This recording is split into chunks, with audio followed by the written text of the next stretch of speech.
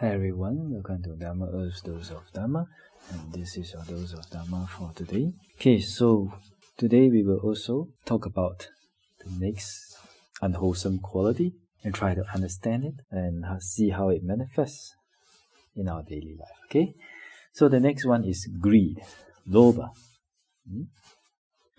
Some people say that greed is good because it produces competitiveness, it produces improvement in the world.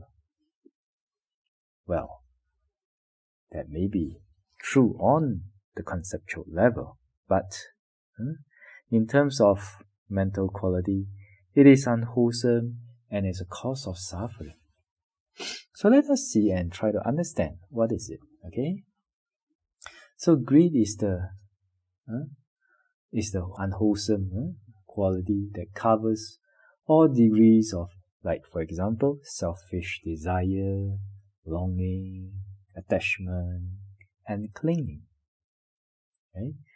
Its characteristic is grabbing an object. Not only physical object, okay, mental object also. For example, if a man meets a beautiful woman or a woman meets a very handsome man, and when they try to, their mind keeps thinking about it, wanting to grab hold of that person, wanting to let that person be their boyfriend or their girlfriend, want to be close to them, and they have to do whatever that they say, they have to make them happy, whatever. This is also grabbing an object. Isn't that so? So mental objects, perceptions, concepts, these ideas, opinions, once you have grabbing, then we can say that it can be a form of greed. Okay? And its function, how does it function? Greed functions in our mind as sticking, as like the meat sticks to a hot pan. Okay, when you are I think it's grilling it or frying it. So you see, when we have greed for something, maybe you have greed for food, maybe you have greed for somebody, maybe you have greed towards your dog or your plush toy or something like that. Then when you have greed for them, your mind wants to stick to them, right? Oh, I want to hug it, I want to be with it, like that. So its function is sticking. So if you have greed for coffee, your mind keeps sticking to coffee. Not physically, but mentally, right? So not only physically, for this is a mental quality, so it is relevant also for mental phenomena, also opinions, and mental feelings, concepts, opinions, whether this should be done like this or shouldn't be done like that. It functions like that, make you stick to it. And then after that, it is manifest as not giving up. When you agree for something, you do not want to give up.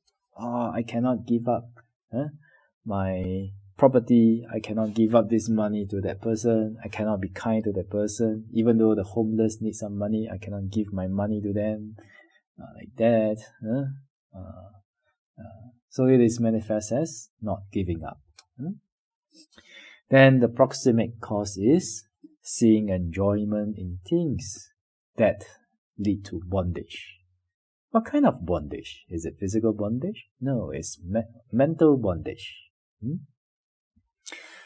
So because we do not see the danger in greed, in craving, that's why we continue to indulge in them and continue to suffer because of them. Now you may ask, Bande, why do I suffer because of greed? If I have greed for noodles, I'll just go and eat some noodles and finish, right? Yes, but just imagine, if you lost your sense of taste, maybe because of COVID, right?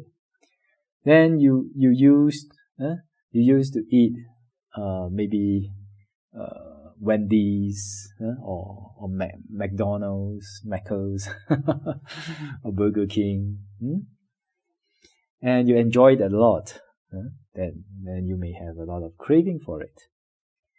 Then when you get COVID, you lose your sense of taste. And then mentally, sometimes you feel, I want to eat some burger, and you go and you eat the burger and you can't taste anything. How do you feel? Oh, you feel sad, you feel disappointed.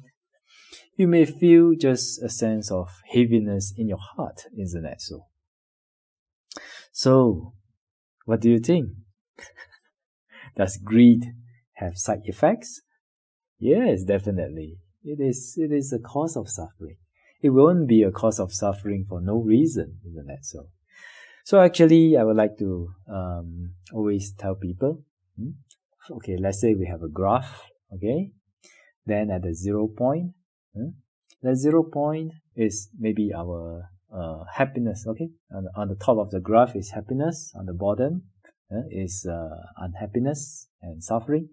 Then we draw a line in the middle, alright? That's the 0 point, okay?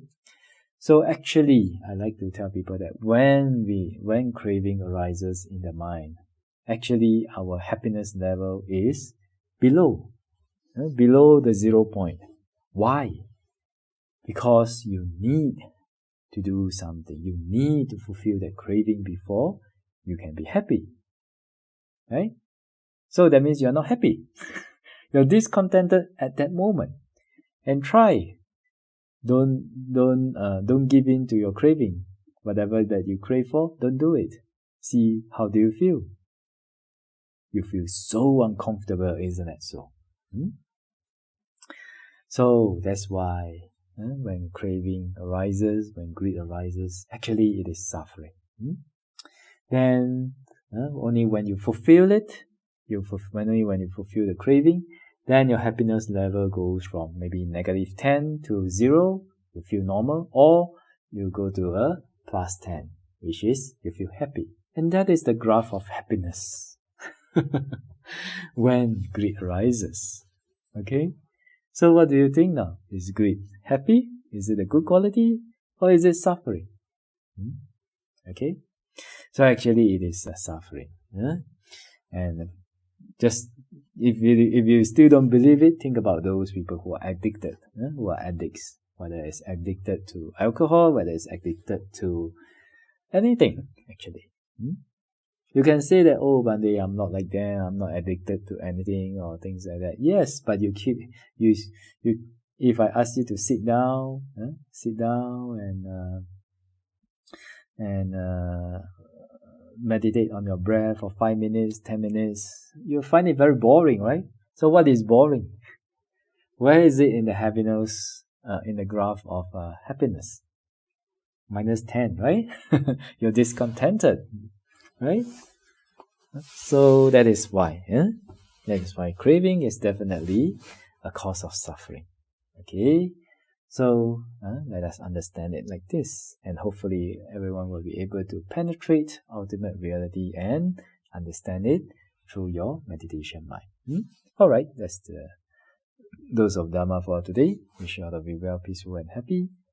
And may the Triple Gem bless all of us to be able to attain path, fruition and Nibbana as soon as possible. Sadhu, sadhu, sadhu.